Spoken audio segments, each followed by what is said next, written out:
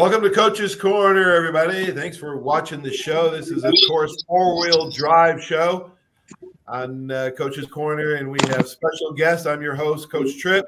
We have my former teammate at Liverpool High School down below me, Billy Pendock. Billy, can you hear us okay? I got you now. All right. Oh, Just in time for the show. My hero. Holy macaroni, spaghetti, and pasta vazzola. To my left is Blaze Winner, 12-year NFL vet. Where's he? Where is he? That's a handsome guy right there. Golly, man. Holy cow. Oh, my God. That's almost like the U here. Was that Frame the it U? up, baby. Frame it up.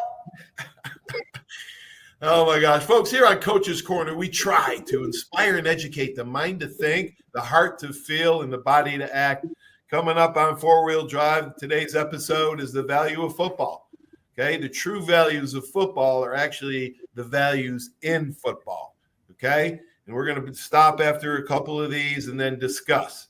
Guys, football is hard. It's tough. It's not easy, but it builds character. You know, out there in the field, it's hot, you're tired, you're sore. Football asks a young man to push himself further than he ever thought possible. Football is often uncomfortable. Playing for something bigger than yourself, however, and for others requires accountability. Football teaches you teamwork and how to work with others for the achievement of a common goal. When they get a career someday, their boss is going to want an employee who can contribute, communicate, work well with others, and have a certain goal. They will want an employee who will consistently be at his best. Now, I'm often asked, why do you pay so much money for your son to play football? And my answer has always been, I don't pay for my son to play. Instead, I pay for moments my son wants to quit, but determination keeps him going.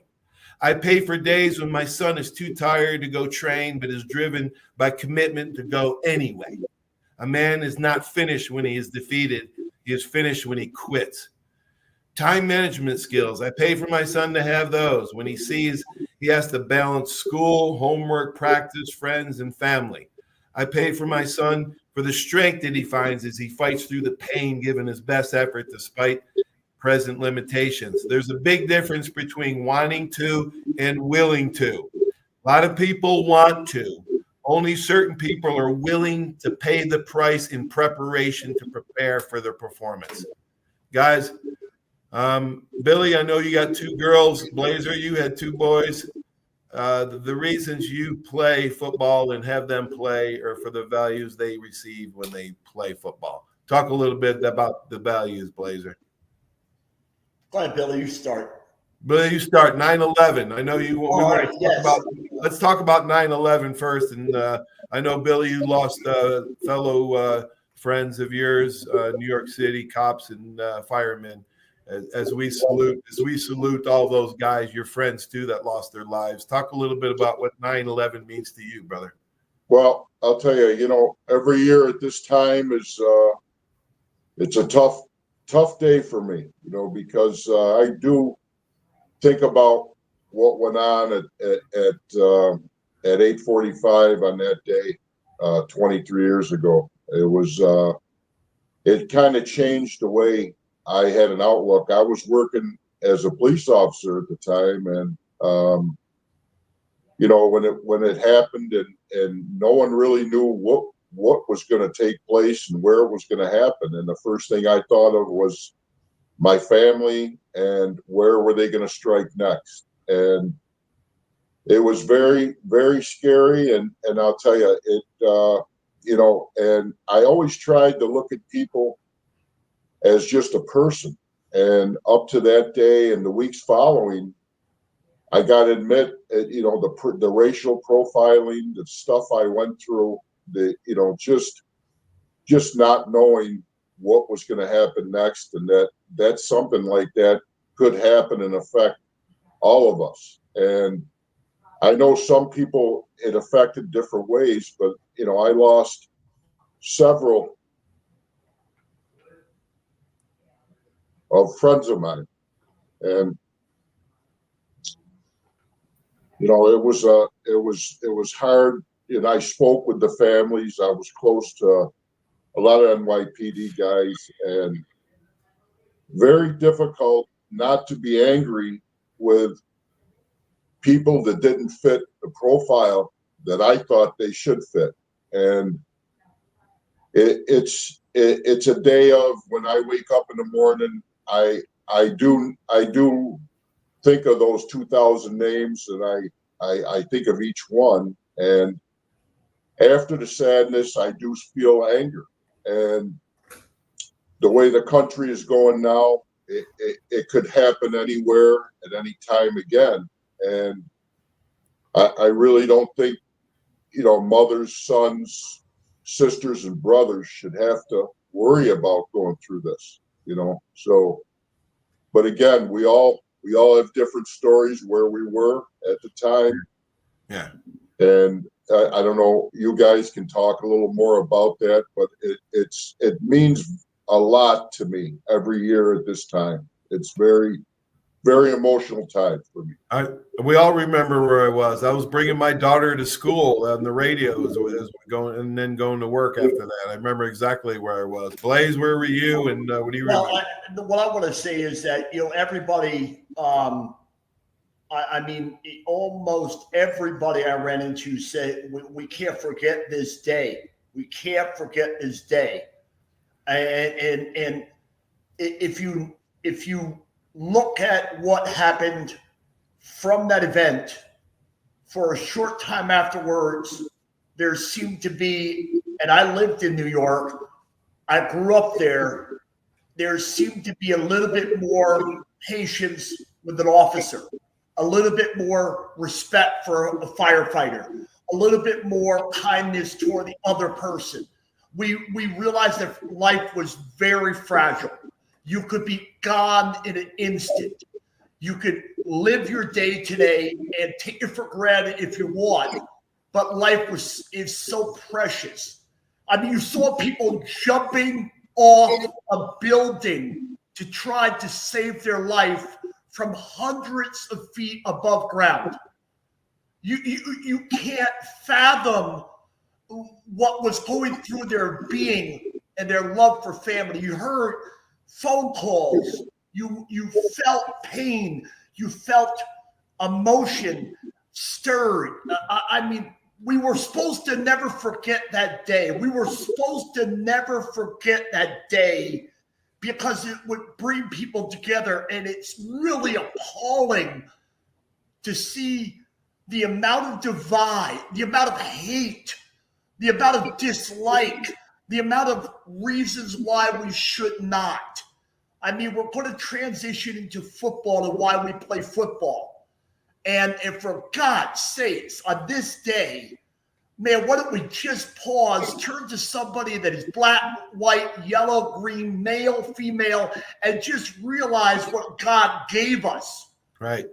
And be thankful for the air that we breathe. And Billy, I feel for you, brother. I know you Sorry and I about your friend. Beautiful phone calls. And I mean, let's not forget. I mean, let's not let the TV have to remind us of what happened on 9/11.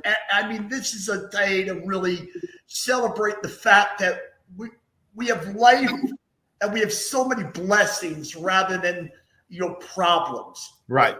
Absolutely. Way to say it. In the name of the Father, Son, the Holy Spirit, we say to all those guys and your buddies too, Billy. Courage. Matter of fact, the next sentence in the value of football is courage. And there's uncommon valor and uncommon courage that came out of 9/11. We saw it and we heard it and we witnessed it. In the values of football, I pay for my son to have courage. Courage when he approaches obstacles as challenges to overcome, not excuses to avoid. Courage is resistance to fear, mastery of fear. It's not absence of fear. Responsibility. I pay for my son to have responsibility instilled by learning to take care of his body and equipment. I pay for my son to develop mental toughness by overcoming adversity after making a mistake or getting a bad break. Mental toughness enables him to ignore the minor hurts, the opponent's pressure, and the temporary failures. Physical toughness will make an opponent weaken, but mental toughness will make them crack. I pay for my son to learn to be a good teammate, how to work with others and communicate for the common goal. I pay for my son embracing accountability, which requires everyone to do a specific job at the same time and every specific play. I pay for my son to learn to handle disappointment, be gracious in defeat, and be humble in success. When a man sings his own praises, he always gets the wrong pitch. I pay for my son to respect his teammates, coaches, officials, and opposing players and coaches. I pay for the discipline he learns while hundreds of hours of training, practice, and work ethic it takes to create a champion. The goal is to create a habit that can be reproduced instinctively under pressure time and time again. I pay for the realization my son that has success must be earned over time by preparing properly. It doesn't happen overnight. You can't build Rome in a day. A goal without a plan is called a wish.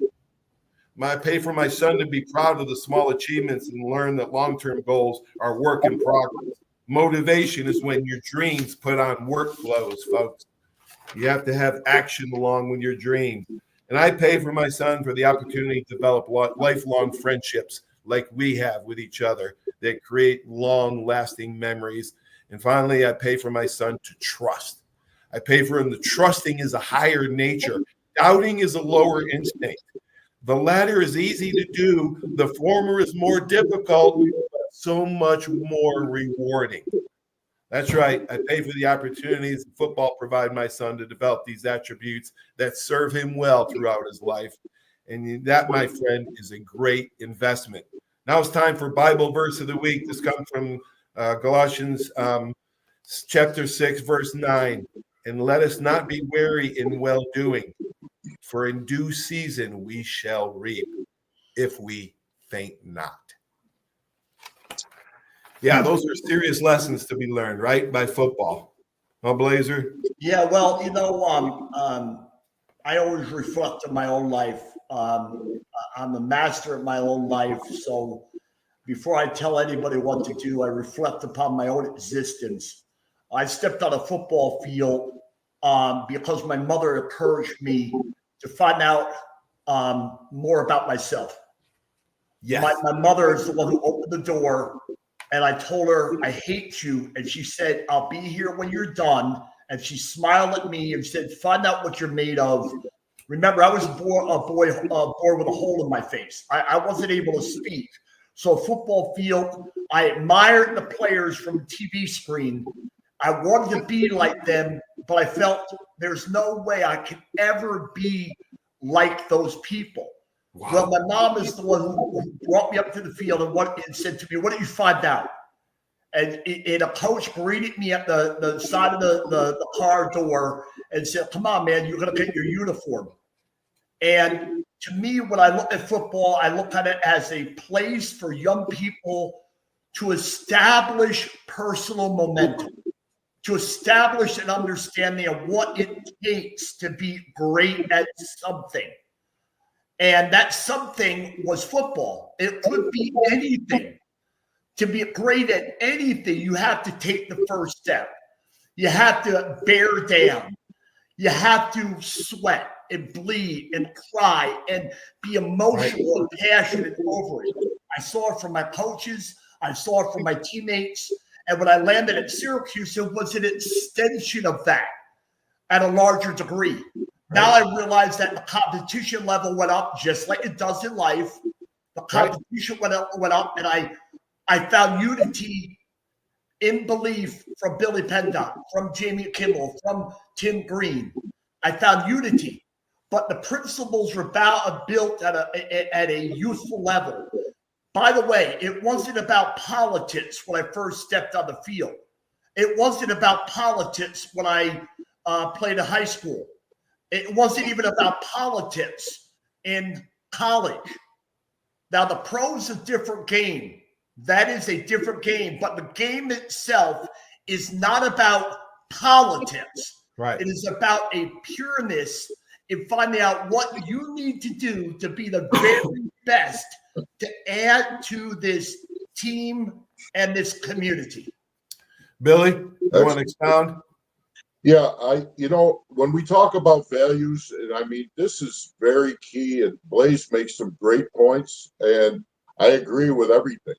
Growing up, I grew up in a family, my mother and father, neither of them graduated high school. So my father went to 7th or 8th grade, my mother went to 9th or 10th, and football, I didn't come from a football family. I didn't come from, an really educated family, other than the values that were bestowed upon me were determination, hard work, and do what, if you're going to do something, do it to the best you can or don't do it, and like we talked about before, and Paula, this story. I don't know if Blaze does. I was at my freshman, sophomore year. I was thinking of quitting school early and going on the road as a truck driver until George O'Leary found me, and said, here's the weight room. Let me put you in there and lock the door behind you, and that was kind of my education and my first experience with football. But when you talk about values, let's get back to this. You talk about my number one thing, and when I coach kids and when I learned football, for me, it was about life lessons. It was about taking things from playing and using them when you became an adult and you got a job. And everybody had to go. Not many of us went on to the NFL and could make a career out of just the NFL football, announcing or what have you. But you had to go to work, 95, 98, maybe 99% of the guys had to go to work for a living. And right. When you went, when you got up in the morning at 6 o'clock and you had to be at work at 7:30, 8 o'clock, and you had to be on time, you had to be accountable for what you did. You look back at the lessons that some of us that were lucky enough to have great coaches that taught us these lessons. Now, there are a lot of kids out there that didn't have the opportunity that the three of us had. Right. I mean, the coaches that we had, if you think about the values that were instilled in us as we moved on through high school, college, and then on maybe to the NFL, maybe to work. But those values are vital. And I've said this before on the show, I still have kids, I call them kids, they're in their 30s and 40s now, come and see me and say, Coach, forget about the wins and losses. That doesn't mean nothing.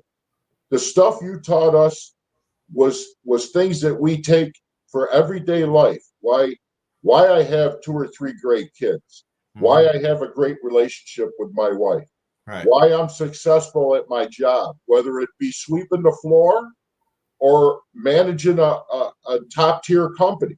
It's those values that were instilled upon us by great coaches that understood that.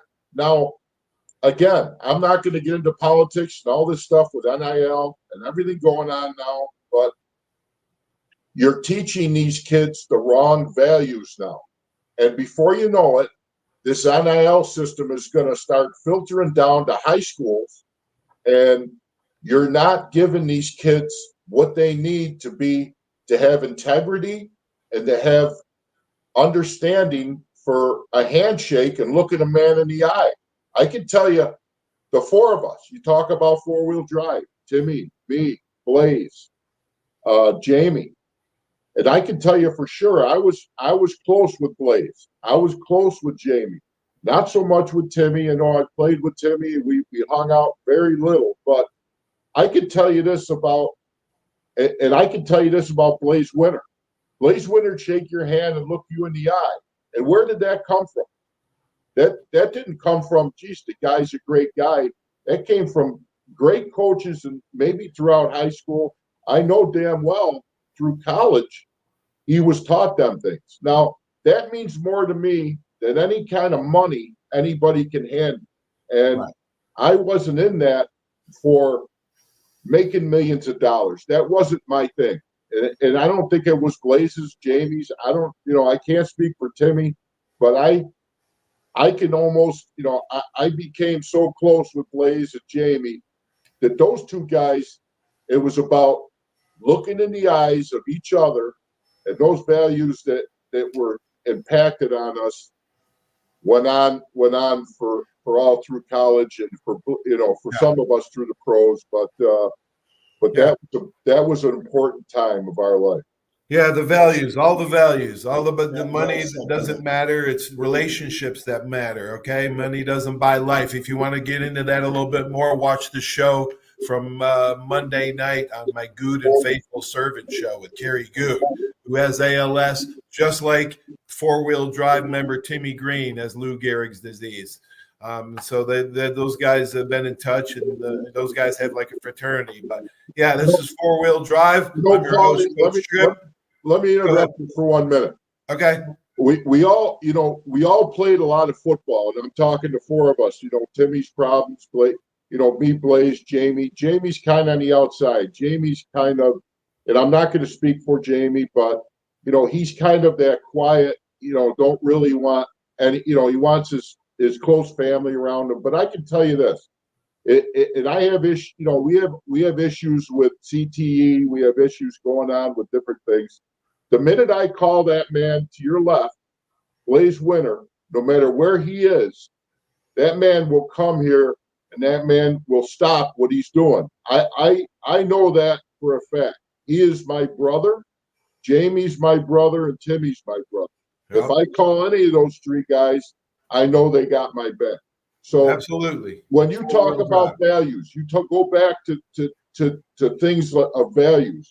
This day and age, these kids are it's my, I, it's not we, and for another guy anymore. That's the biggest change in what's going on now. Well, that's why I agree with you, Billy, 100%. That's why it's so critical to understand who might be in that power position as a coach. I mean, are you hiring an X and O's guy that has no understanding of the foundation of football, or are you hiring a foundation guy that will stay true to the fundamentals and the things that we're talking about? Right. This is what's under attack today. Are we focused on uniting and having players and parents understand the power of support, or are we saying, "Hey, man, you're the running back. You're going to Ohio State, and you know what? I need you to win the game for me, so I look good in the community." I mean, whoever's in that power position has to be able to honestly assemble for the right reasons. O'Leary was a master at assembling for the right reasons. I don't remember him as a man who needed to have a lot of media attention. I mean, what I remember is a man who could not stand addressing the media. He had to, because that's the power of a head coach, especially at college. But he was a man who assembled people, reminded them of the simple things, and he was the man in charge, and he would not compromise those standards, those beliefs for any reason. So will the players do that automatically? No, they're young. They're immature, especially youth in high school. You need to have somebody in the right position reminding them of the foundation of football, why we're doing it. And we're doing it for building relationships. We're doing it to understand sacrifice, understand a trip, what you said earlier, courage, and how to get through hard times, how to be our brother's keeper. All these things that are indirectly found in the Bible. Right. It's what football gives us, the ability to extend that relationship with God Almighty. And I mean, when people mix that up, it becomes a very selfish, very dangerous sport that really I've seen down the road pushes the weak guy aside. If I entered Syracuse University as the weak guy compared to Tim, Jamie, and Billy, and I was, Billy would be truthful, the non-athlete, the guy who was feeling inferior, I would never have made it without the accompaniment of Billy, especially. Yeah. Jamie and Tim. Yeah. They brought me to their level because they found time to remind me that, hey, you have it in you. They reminded me of the little things that I needed to do in the weight room. Billy was a master as telling me, hey, you got to try this. Stop doing that.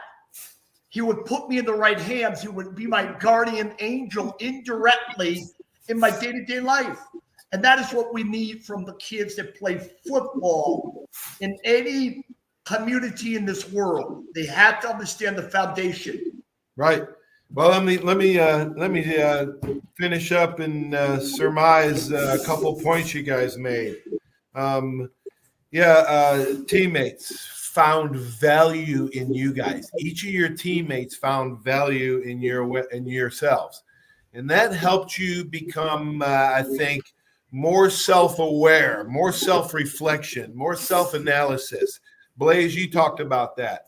That is critical for somebody to get better instead of blaming and pointing fingers and not taking accountability. Hey, Trip, okay? let me say one other thing.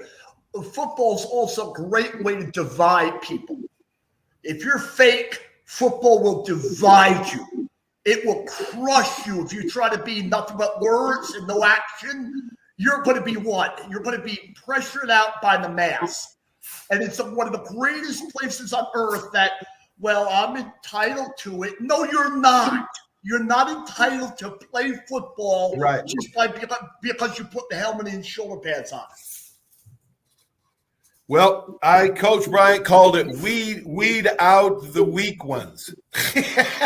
That's what Coach Bryant would do. He would test your ass in practice because he wanted to know before we got to the game whether you were going to suck it up in the fourth quarter and find something deep down inside you, used to say, and dig it up. Self-awareness is your engine. That's Dougie Baldwin, a wide receiver from Gulf Breeze High School here on the golf course, went to Stanford University, became a great wide receiver, the Seattle Seahawks. He said, self-awareness was my engine. Amen. That's what he said. Now, people that can't do that are losers, are weak, and have no courage. And we as coaches and as parents must instill these kind of characteristics. What do we do, Billy? What do we do with those people that were weak? We confronted them. Yeah. Confront them. When Doug Marrone quit, we confronted him with man up. Right. Get it going. You have the ability. Get it going. And if it goes out to Doug Marrone as, oh, well, you're making me look bad. Sorry, buddy. You were making yourself look bad by the behavior you had when you were playing on the football field at Syracuse when you first arrived. And you were a big, talented dude, just like Mike Charles was. And it took other people to get Mike Charles to what? Realize, man, you're a freak. What are you doing, man? Get this thing done right. Right. Yeah. Good point, guys. Hey, great show as always. Appreciate you guys. I love you guys so much, man. Thanks for being on Four Wheel Drive. We got, I got a busy week coming up. We're going to do best of, I think, next week. But hey, guys, stay safe. Peace out. Thanks for joining the show, guys. Love you, Blaze. Paulie, I'll talk to you. Say a prayer for those 9/11 the survivors and the ones that passed. They really, we have to pause and remember one another for all the right reasons that God put us on this earth for. Amen, brother. This show is dedicated to your buddies, Billy, that you lost in New York City that day 23 years ago. Have a great one, guys. We'll see y'all soon. Love you guys. Love you, Billy. Guys. So long.